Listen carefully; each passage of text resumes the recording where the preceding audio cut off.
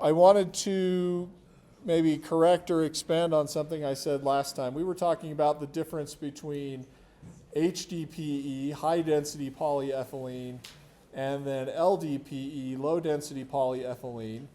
The difference is in how they're prepared. LDPE has a lot of cross-links between individual chains. That prevents the chains from packing against each other really tightly and leads to a polymer that's more flexible.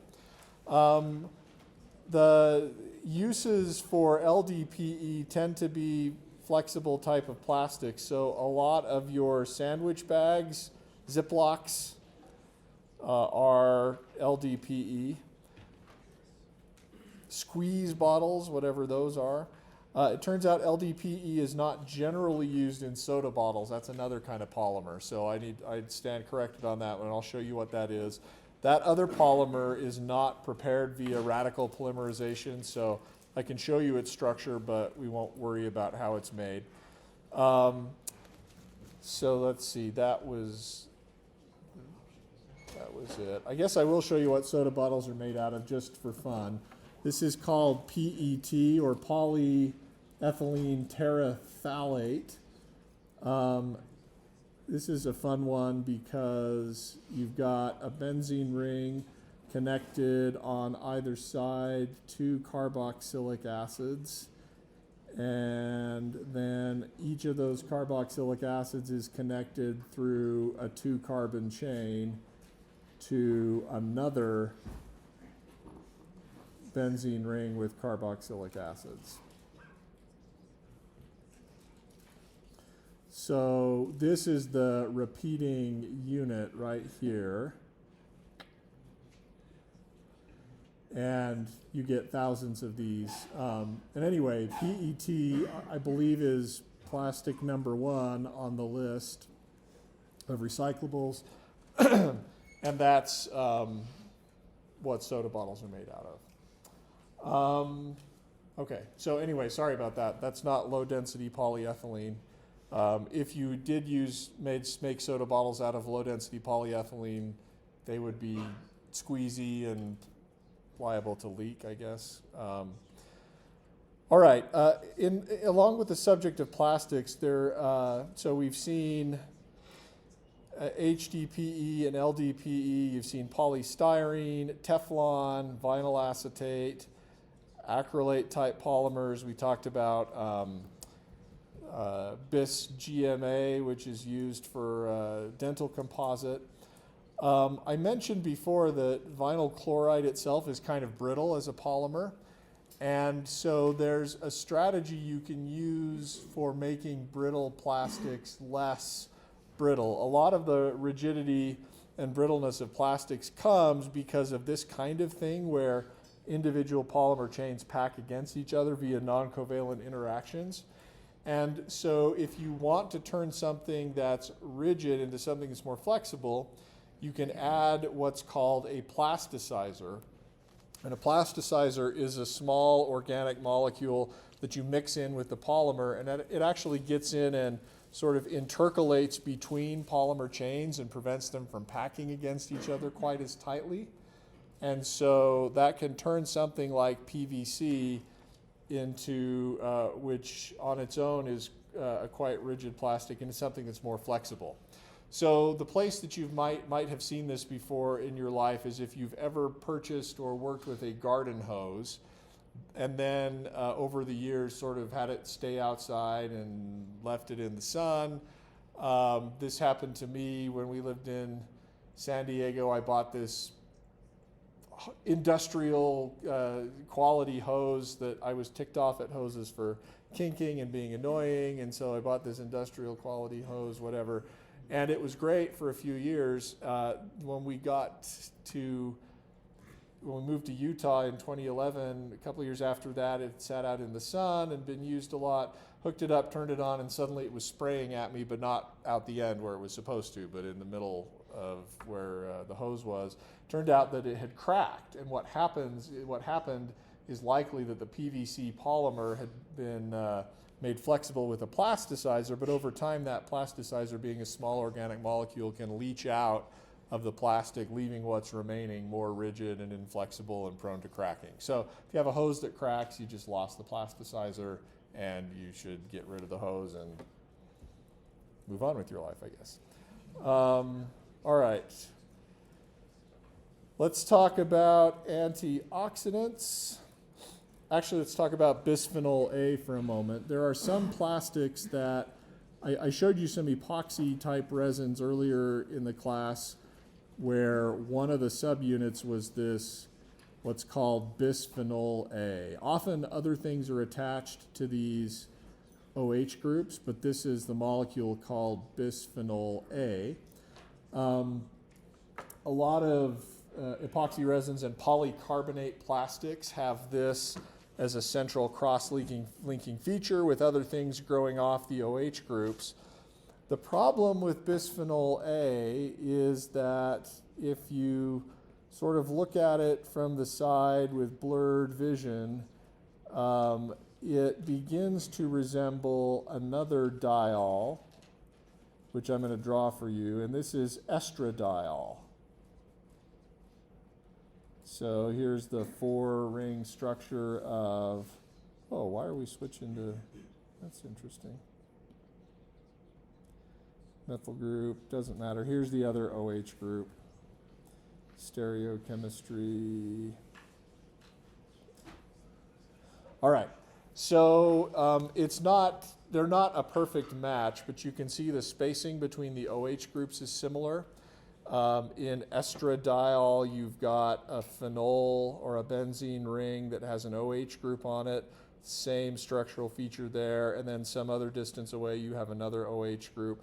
It's not a perfect match, but bisphenol A binds estrogen receptor with about a 1,000-fold reduced affinity. 1,000 to 2,000 times less tightly. Okay, so it doesn't bind as tight as estradiol, but the fact that it binds at all is concerning to some people. So, for example, the FDA has banned the use of bisphenol A in baby bottles because the risk of, especially when being is in development, messing with hormone receptors sounds like a bad idea. As to whether or not this is a real issue, whether there's actual effects, it remains controversial. And so you will have some people tell you that bisphenol A is the worst thing ever, controversial, and then you will have others say it's no big deal. And this is an item that's debated by public policy experts. It's called the precautionary principle.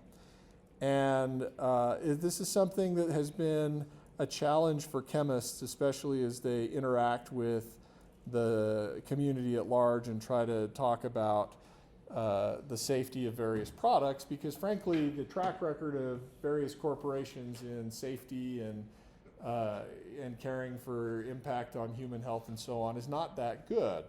But the precautionary principle is that if there's even a chance that something might have a negative effect, we should not use it.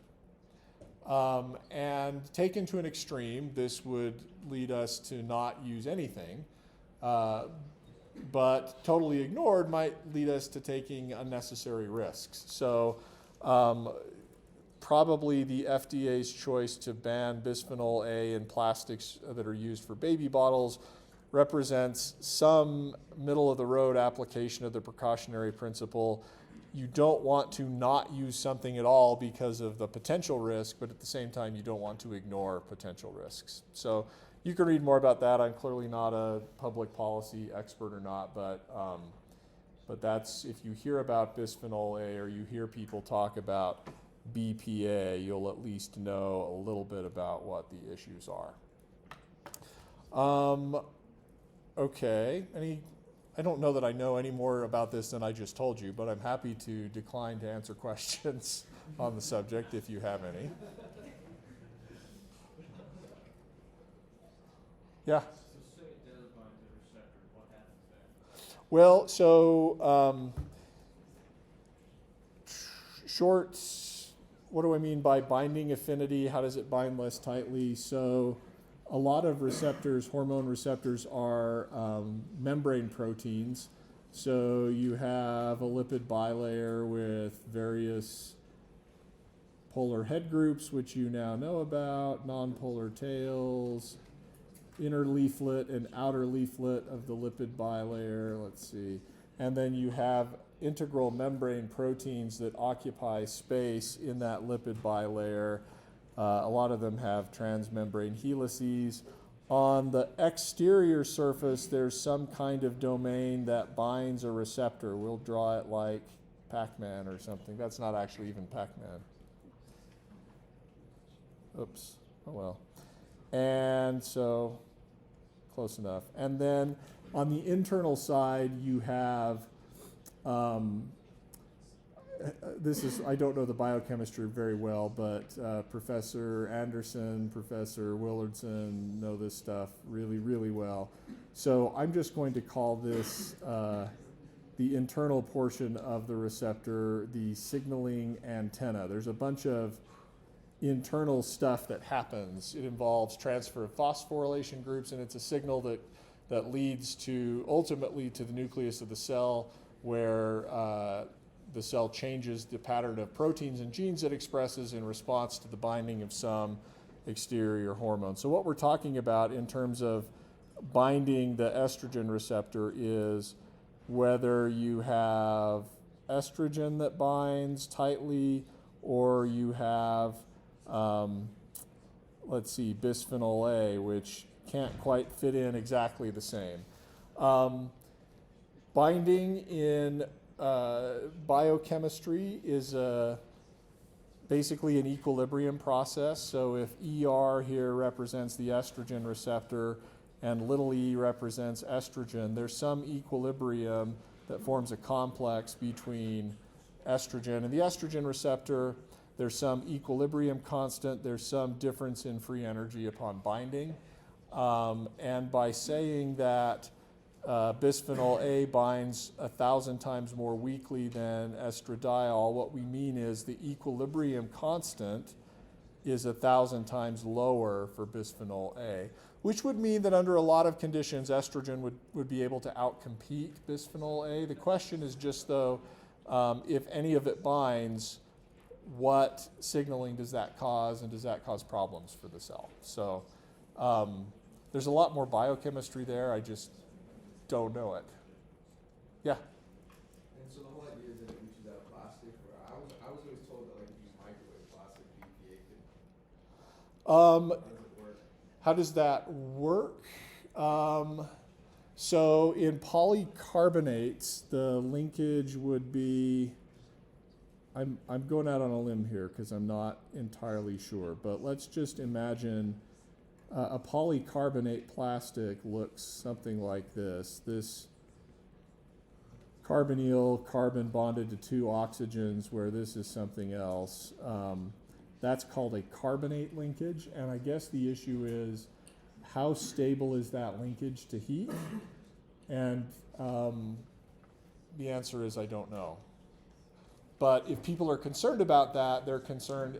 You can do, an analytical chemist can do an experiment to determine exactly how much BPA leaches out after exposure in a microwave of X number of minutes. So that's the issue of concern. I just don't know what the data are.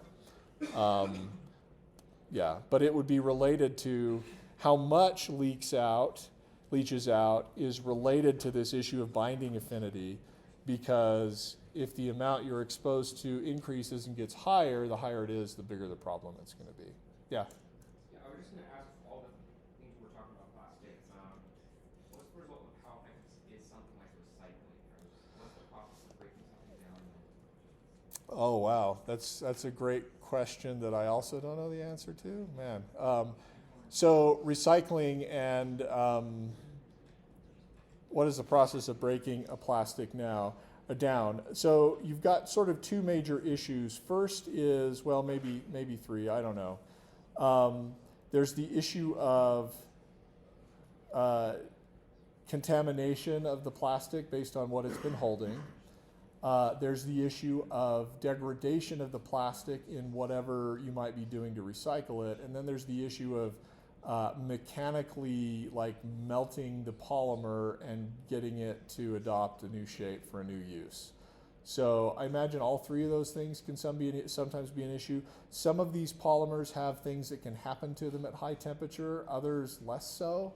So for example, I would imagine that polyethylene, there's not a lot going on there in terms of functional groups. So if I had to guess, if I had to hypothesize, I'd say that might be easier to recycle.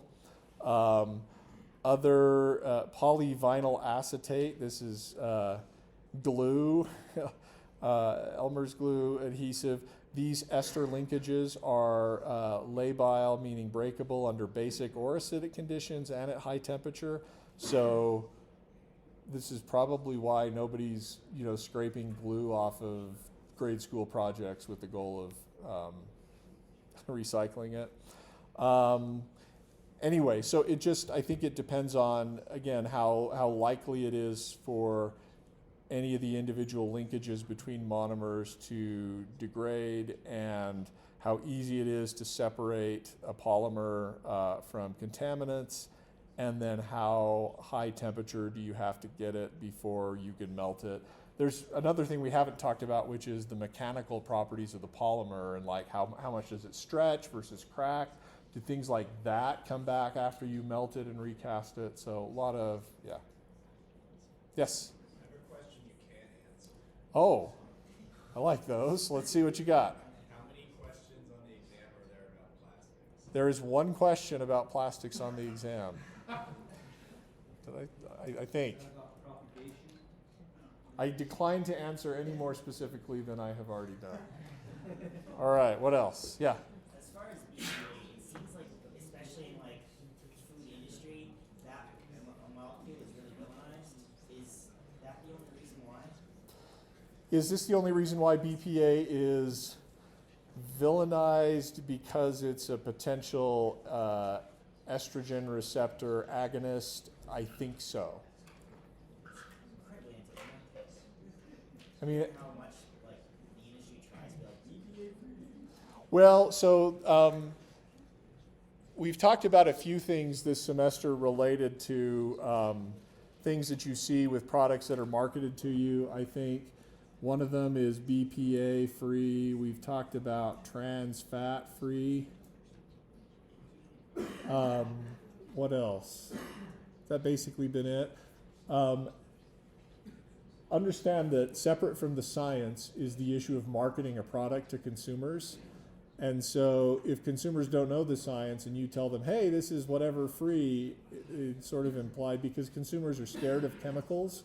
If you say that your product is chemical free, good luck with that, by the way, then presumably there's some marketing advantage to that. Yeah. We talked, didn't we, about how trans fat free doesn't necessarily mean zero is not zero. Zero is like 0.5 grams. So anyway, okay. Let's mention antioxidants real briefly and what they're doing. So here's some fairly famous ones. This that I'm drawing now is called resveratrol. This is a molecule associated with the so-called French paradox, which is that folks that eat diets rich in fat but also in red wine tend not to have some of the same cardiovascular outcomes as, say, Americans. Resveratrol is a molecule that's found in grapes, and it is an antioxidant. And the reason it's an antioxidant is it is a radical trap. A radical trap is a molecule that can turn into a radical but is stable enough that it doesn't generate new radicals. So yes, resveratrol. How is it a radical trap? Well, if you have some radical present, suppose a hydroxy radical, like we talked about with combustion the other day, you can abstract a hydrogen from any of these phenolic oxygens, and the resulting radical is resonance stabilized. And the more stable a radical is, the less likely it is to go ahead and react in another radical propagation step. So we'll just say this is resonance stabilized. By the way, I think the res in resveratrol doesn't have anything to do with resonance, but it's kind of cool because that's actually how it works. So your radical could be here, and then same principle applies that you've learned before by painful experience, shall we say, as to where radicals can be delocalized via resonance. So it's thought that that these antioxidants can intercept the more reactive molecules, the more reactive radicals, turn them into something that's less reactive and less likely to generate radicals in dangerous places. I could draw another antioxidant. This one tends to be present in things like green tea. So if you hear people trying to advertise to you green tea extract, what they're really excited about is this molecule. Is this molecule on the test? My question is, why do you even care about that? Aren't you curious about the world around you? No, and that's okay, at least you're honest. So no, this molecule is not on the test.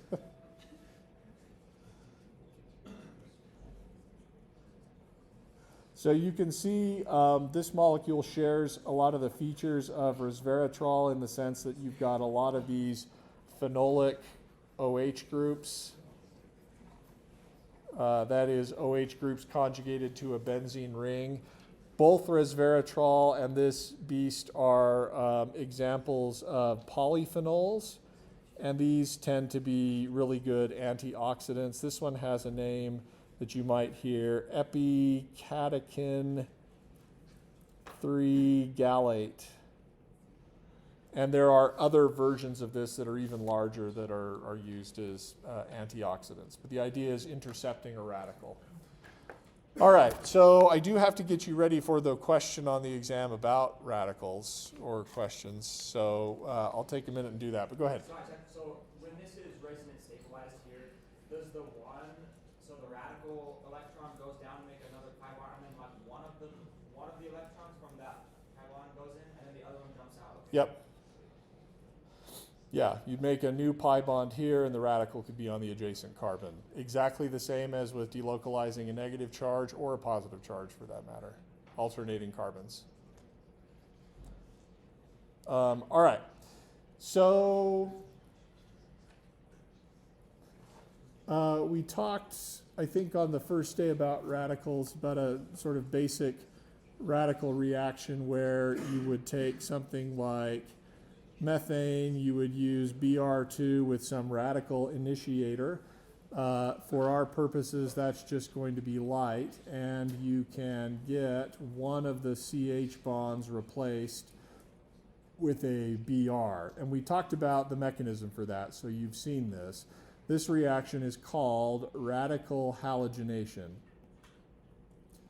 And it's an example of a CH activation reaction. You can do this reaction with chlorine too. I will say that there is the potential for over-halogenation, that is modification of all of the CH bonds with halides, but that can be controlled for based on experimental conditions. And so we're going to just ignore the fact that that happens. If you get to doing radical chemistry, you'll almost certainly have to deal with that possibility. But we're just going to consider that a practical detail that we're not worried about. A few things we need to mention about this reaction. First, regioselectivity. Of course, with methane, there is no regioselectivity. So, but let's think about this molecule where there are two different kinds of carbons. If you do radical halogenation, the question is, of the possible products, do you get the one where the bromo is on the primary carbon or the one where the bromo is on the secondary carbon? And the answer is this one is preferred. This is the major product. Now, it's not that the first one is unreasonable, but if you think about the pathway, and I won't show you the mechanism because you've seen it before a few times ago, but if you think about the radical that would lead to the primary product, the primary alkyl halide instead of the secondary alkyl halide, it's a primary radical, right? The step that would give you that product is a primary radical attacking bromo versus a secondary radical attacking bromo. And so the major product comes through the more stable radical. All right? And yeah, go ahead. Is there a reason why chlorine doesn't care? Yeah, is there a reason why chlorine doesn't care? You've read actually in your text that if I were to do this same reaction with chlorine, I don't get any selectivity. I get, oops, that's a magic reaction, isn't it? I get both.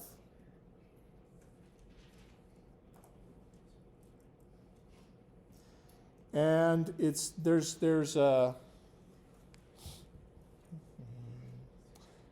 yes, there is a reason for that.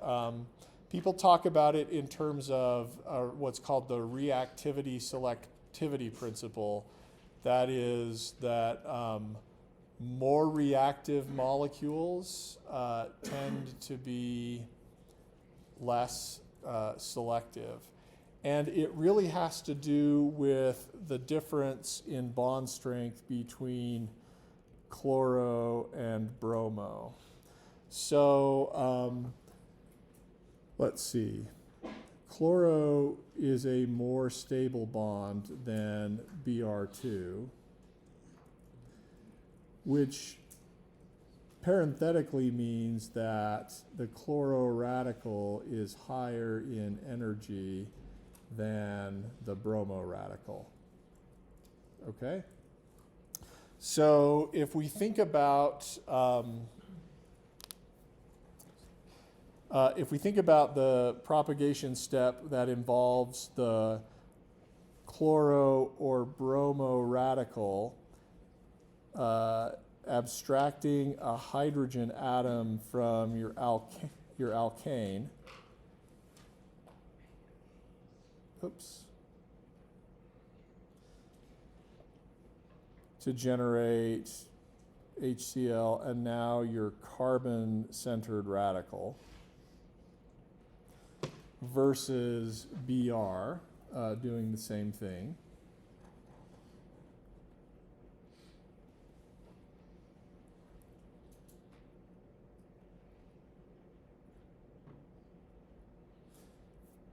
Yikes.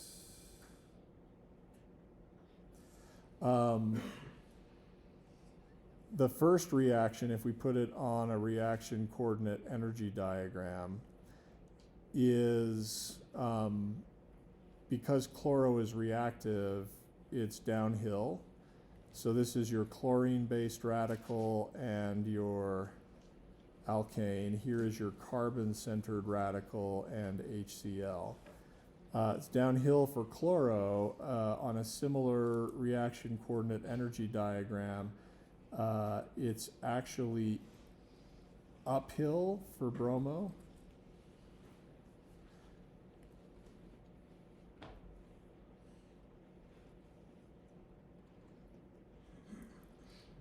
A lot of things going on here. It also has to do with the HBr versus HCl bond strength. Okay? So now, tell me about the transition state and what it looks like for radical chlorination versus radical bromination. This transition state for chlorination is closer in energy to which? Starting materials or products?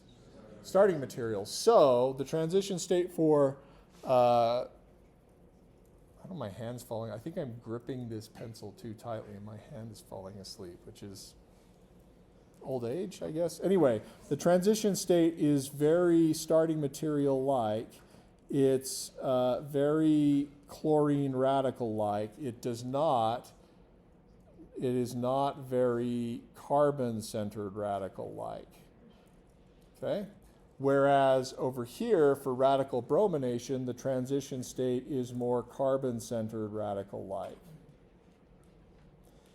Okay, so radical stability of the carbon-centered radical should not matter as much for radical chlorination as it does for radical bromination, which means that the radical chlorination is not going to care as much whether it generates the primary versus the secondary radical, whereas radical bromination is, because the pathway that leads to the more stable secondary radical for radical bromination is going to be the one that has a lower transition state and is faster.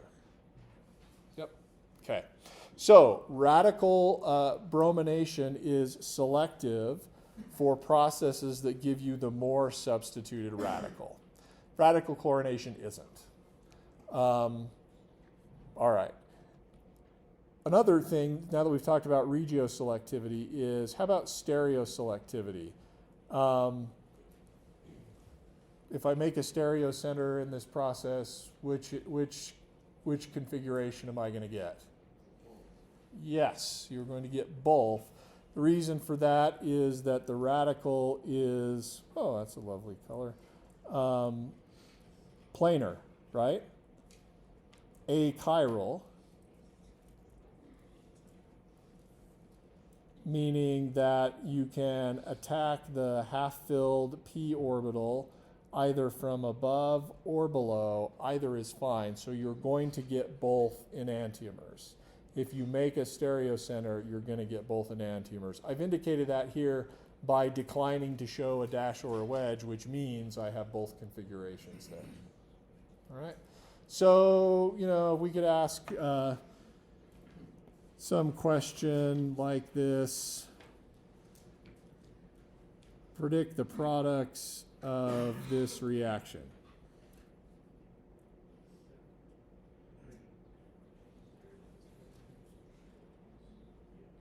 Where should I put the BR? Right there. No. Wrong. Yeah, no. There we go. On the more substituted carbon. Okay. And if this were a stereocenter, I'd need to show plus or minus, or rather dashes and wedges with both configurations. All right, let's see. Okay, anything else you want to know about that? Yeah.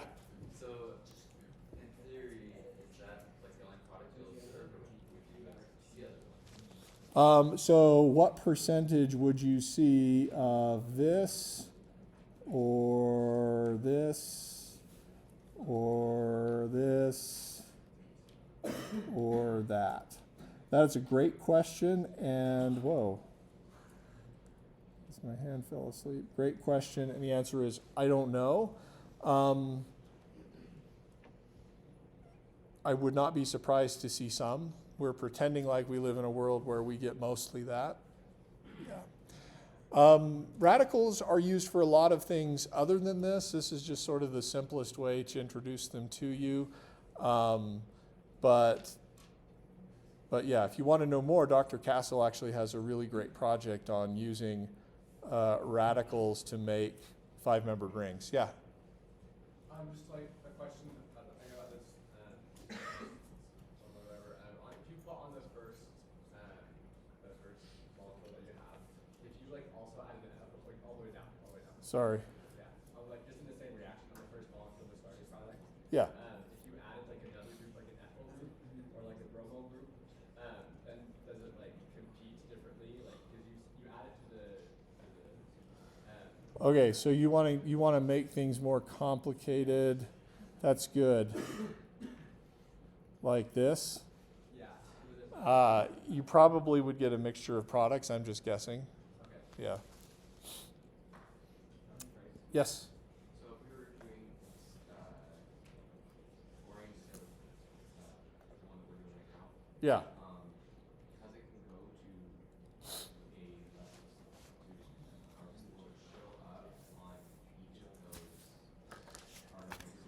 Yeah, with chlorine, do you expect to see more products? Yes.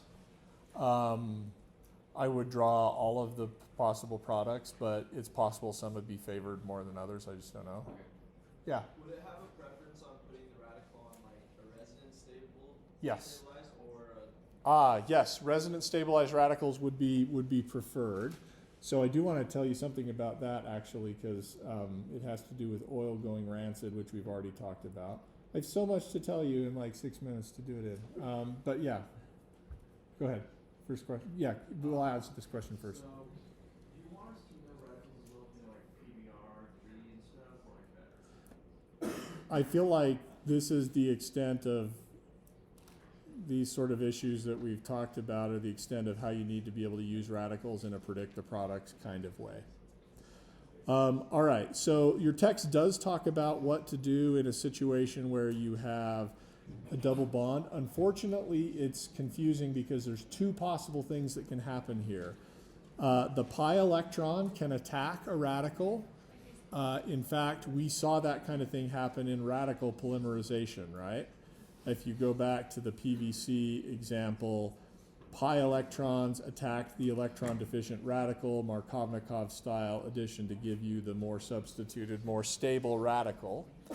But it turns out that the allylic position is also susceptible to reactivity. And that is because if a radical came along and abstracted a proton, you would end up with a resonance stabilized radical. This is called allylic radical halogenation or bromination. We won't talk about that in any detail because I find it difficult to explain to students why, when, and how we're going to see the pi bond react versus the allylic position. I will tell you this. A long time ago, we talked about unsaturated fats, and I think I mentioned that one of the reasons that people tried to do hydrogenation of fats in the food industry is because unsaturated fats are not shelf stable in oxidizing environments. Here is an allylic position. An oxygen radical, say singlet oxygen or a peroxide radical or something like that, can abstract a hydrogen atom from the allylic position to give you this resonance stabilized radical. I'm not going to draw the resonance structure. And then that radical can couple with a peroxide radical to generate allylic peroxide, an allylic hydroperoxide, which tastes and smells bad, and that's rancid. So this is why people wanted to get rid of the double bonds in the first place by hydrogenating unsaturated fats to make them saturated, because you got rid of all the allylic carbons and the fats and oils were no longer as subject to oxidation via this method. Yeah? How does that stability compare to stability of tertiary radicals? How does resonance stabilized compare to stability of secondary versus tertiary? I don't know. You could look up bond strengths actually to tell you that, but I don't know off the top of my head. Okay, so I've got like 3 minutes to tell you everything else I have to tell you in life, which is not enough. So good luck, and we'll. All right. Let's see. I hope that as a result of this class, you got the confidence to be curious about the world around you and ask the right questions. In terms of how you proceed in 352, it's going to be very similar to this last section of 351. There will be a lot of new reagents, a lot of new reactions. If you can focus on HOMO attacking LUMO, you'll be able to minimize what you need to memorize. Remember that OChem is a performance art / sport more than it is a subject that you can memorize. You need to practice. If you're really good at memorizing stuff, you'll do great in anatomy, which is great, but in OChem you have to actually be able to do stuff with the knowledge that you have. So that means a lot of practice. take what you've learned from your experience here. You can do better in 352 than you did in 351, but it's going to require you to focus on the stuff that you are weak on. What else? I think that's basically it. So, yeah, have fun. Good luck.